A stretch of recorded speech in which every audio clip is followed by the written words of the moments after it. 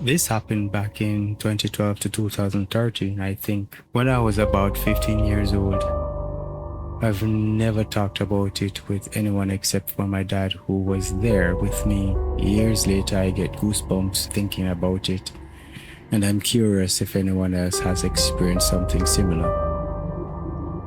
After visiting a friend's house all day, my dad came by to pick me up. It was in the evening and had just gotten dark. My mom was waiting for us to get home so we could all eat dinner. After picking me up, my dad had to drive about 15 minutes on a long, winding, dark road surrounded by nothing but forest. To give some context, we lived on a nearby military base at the time, and this road was attached to the back entrance of the base, which wasn't used very much. However, my dad liked using this entrance because it was closer to our house, and it would have taken us a lot longer to get home if we drove all the way to the main entrance on the other side of the base. My dad picked me up from my friends and we start driving home. I'm in the passenger seat. We're talking about random things: school, my sister, what my mom might have made for dinner.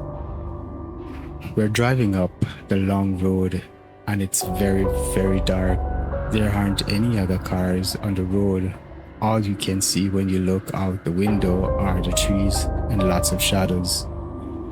My dad and I've been talking to each other, but after a couple minutes, it seemed as if our conversation slowly faded out.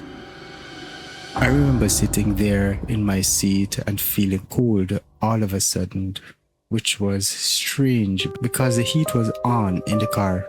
Gradually, I started to feel a weird sensation on the back of my head, as if I was being watched. I stayed still and silent, keeping my eyes on the road in front of me, my dad out of the corner of my eyes doing the same. I figured he was probably just focused on the road and not thinking about anything in particular. The car we were driving in was a minivan with 2 rows of seats behind us. For some weird reason, I began to feel a very strong impulse to not look behind me, and like something was in the very back row of the car. And if I didn't say anything or acknowledge it, there wouldn't be a problem. I think 2 minutes went by, felt like longer, until I saw we were approaching the back gate of the military base with all of its bright lights. We checked in at the gate and drove to our house. We pulled into the driveway, and while the weird feeling of something in the back seat had gone away, what I thought was strange was that neither my dad or I made a move to get out of the car once he parked and turned the car off. We also still hadn't talked in a couple of minutes. Okay, I thought maybe he's just being slow getting out, but he didn't budge after a couple seconds. I turned and looked at him, wondering what was up. And interestingly, he was already looking at me with a funny expression on his face. "What?" I asked him. He shook his head and kind of gestured towards the back of the van before saying, "When we were driving, did you feel something weird? Like someone was in the back of the car?" I got instant goosebumps and said, "Yes." I told him I felt it and didn't want to say anything about it while it was happening. I remember he laughed kind of nervously and said he hadn't wanted to say anything either, or even look at the rear view mirror. He said he kept his eyes on the road and didn't look back. I don't know how to explain it, what it was, or why we both felt the same thing at the same time, but that will definitely stick with me forever.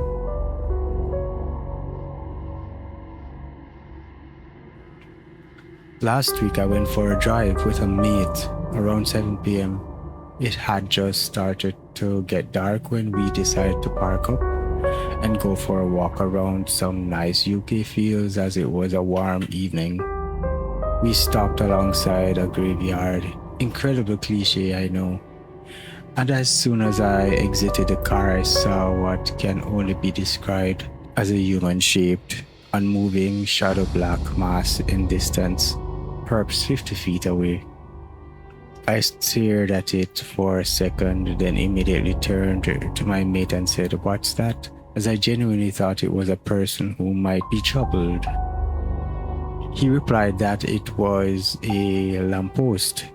He wasn't wrong. There was indeed a lamppost, but that was at least 25 feet further back behind the thing I was referring to. He couldn't see what I was seeing. The thing remained there until we had walked out of sight. It was fixed in its place, otherwise I would have instantly dismissed it as something being wrong with my eyes, like adjusting to the dark, etc. I joked that I saw a ghost, and that was that. I had a strange feeling, but chalked it up to the atmosphere of it being almost dark near a graveyard, etc. Silly me, I thought. About 10 minutes into the walk, we are trudging through the woods with only phone lights, trying our best not to walk into anything. We reach an opening and I go ahead and I needed to pee. After returning across the open field to meet my mate, who was waiting at the seating area, what I can only describe as a shadow was there again, this time up close. It was though we walked past each other, like when you brush shoulders with someone going in the opposite direction in a busy street and catch each other's eye. I flinched, stopped, and looked at this thing for a second time as it passed me, seeing no discernible facial features. I got the distinct feeling that it saw me too. It wasn't a literal verbal voice, call it telepathy for ease of explanation, but the feeling I got was that it said, "I know you can see me," almost in a cheeky way. When I turned my head again, in disbelief, it was gone. Nothing to be seen but a very dimly lit field with no landmark, trees, etc. at all. I couldn't have been mistaking it for something else. I was pretty disturbed at this point, but didn't want to embarrass myself. I went back to my mate and said again that I had seen something but turned it into a joke. One other bonus thing from the same walk, which may be totally unrelated, but this definitely was real and not imagined. After the second sighting, I walked back to the metal pavilion seating area covered in graffiti, where my mate was waiting for me. I said to him, "Try to make small talk after being freaked out just a minute prior. It would be funny if we wrote our phone numbers alongside the others to see if anyone calls. But I don't have a pen." My mate then reaches up to the edge of the roof as if he was going to climb it, and the pen drops over the edge. Me and my mate were both pretty weirded out by the serendipity. We then added our numbers like idiots. It felt rude not to after the universe gave us a pen for that purpose. Haha. All around, a very weird day for me. And that was that. We walked back to the car and went home. Nothing has happened since.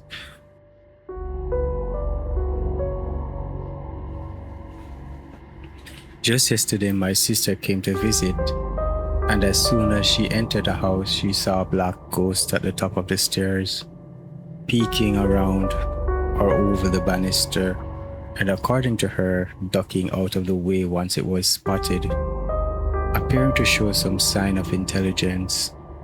She said it was around my height, a smidge under 6 feet, and had a clear humanoid appearance. This was so blatant that my sister thought it was me trying to pull a prank on her by making her jump, and actually shouted at this thing that she thought was me, yet I was downstairs with family and not even wearing dark clothing.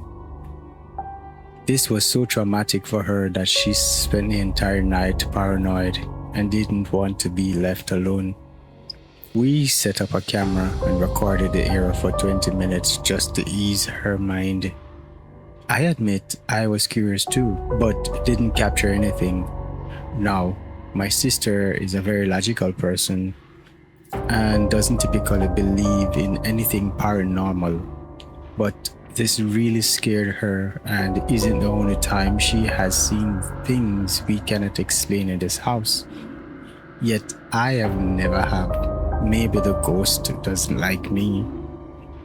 I suppose my question is if these sightings are indeed real, which is possibly considering the frequency and range of people who independently claim to have seen the same thing. Why do I never see anything despite being here most of the time? In fact, my bedroom is literally in the direction to the right of the banister that these shadow people tend to scurry to after being spotted. Weird. For context, I live with family, and this house has somewhat been of a lifeline for people. Over the years, it seems everyone has stayed here at some point. It's my grandparents' house who still currently live here. My auntie and father grew up here. My cousins all have lived here at various points. Foreign exchange students used to stay here, and even an ex-girlfriend stayed with me here. Almost all of these people, including just regular visitors, have experienced some form of an unexplained phenomenon, yet I never have. Weird. To paint a picture, this is just a regular post-war English house and doesn't look creepy or anything, and yet has gained a bit of a reputation for being haunted among my family and friends. The main thing people experience are feelings of being watched, dark shadows moving just out of sight, and even objects disappearing. The most disturbing accounts are of a small shadowy boy who apparently walks across the top of our stairs and into the room I stay in. This boy has also been seen sitting on the end of their bed by several people. Especially other children claim to have seen this. The reason this is particularly weird is that my grandmother did lose a baby many years ago, would have been my uncle, and so their theory is that this could be who it is. Nobody has any photo evidence, etc. Unfortunately, otherwise, I'd gladly show it here, but I suppose the reason for this post is to ask, why have I yet to experience any of this? What could be the reason? I don't want to discredit their claims or come across as dismissive and arrogant. I'm just somewhat disappointed to be left out, is all. I've lived here permanently for around 6 years now, and I've yet to experience a single thing I can't explain. Isn't that weird? Just for clarification, I'm not a total skeptic. I have seen a ghost or something myself, but it's not in this house. At times, the odor of the pipe would be so overpowering that the family needed to open windows and doors. This ghost has visited this family now every year for the last 40 years. The following account was sent to me by my late friend and colleague Chris several years ago. A very average American family lives here on Long Island, New York, in a very average neighborhood, in a very modest, comfortable home on a friendly street. All is well and all are happy, but for one slight intrusion. Every year around this time, for the last 40 years, this one family deals with a ghost who visits their house. The story goes that a family that consisted of a young couple, 2 kids, and a grandfather built the house. The grandfather lived on the 2nd floor and loved his new home. He had a sitting room on the 2nd floor with a bedroom and private bath. Outside he kept roses and flowers that he loved and tended with care. Both the young husband and wife worked full-time jobs. The grandfather watched over the children until the couple returned home at night. The family seemed typical to the other families in the neighborhood. The granddad was happy to be with his family and tend his roses. He was content with his life. Often you could find him smoking his pipe, waiting in his rocking chair on the front porch for the children to return from school. Life seems to be working smoothly for all. It started during one hot summer. The young couple began to fight. The young man started to drink heavily. Often you could hear yelling and loud arguing erupting from the house. The neighbors began to talk about it and eventually called the police when the fighting became too loud or violent. You could hear doors slamming and the furniture being thrown against walls. By the fall of that year, gunshots were heard a few times and the police were a constant fixture at the home. It was sad knowing the family was dissolving. Neighbors felt sorry for the old grandfather caught in the middle. It was a difficult time. The couple divorced. The wife took the children and moved away. The young husband placed the house for sale. The grandfather had to be placed in an old folks' home. Word had it his heart was broken. That was 40 years ago. Family now living in this home is a lovely, happy, normal family. They raised their kids in the house, kept the house up, and even replaced the bathrooms and kitchens a few times along the way. They also put up with Grandpa's ghost. It is said that the old man did not make out too well once he left his once happy home. He hated the old folks' home and only lasted a few years before he passed away. Coincidentally, a few years after owning this house, the new family started to notice odd activities around the home. It would always seem to be noticed the most around the holidays, the Christmas holidays. The family would be sitting in the dining room eating when they would hear the front door open and someone would walk up the staircase to the second floor. The family would call out to see who was there without any reply. They would then search the house to find it empty, but for the family sitting at the table. The family would hear someone slamming doors or footsteps overhead as they sat in the family room of someone walking around on the second floor. They would search only to always find an empty house. The worst of it all was the smell of the burning pipe. Each time this would occur, the house would fill with the smell of a freshly lit pipe being smoked. At this time, the odor of the pipe would be so overpowering that the family needed to open the window doors. This ghost has visited this family now every year for the past 40 years. I ran into the woman who owns this house recently in Macy's while Christmas shopping. We caught up on our families and neighbors.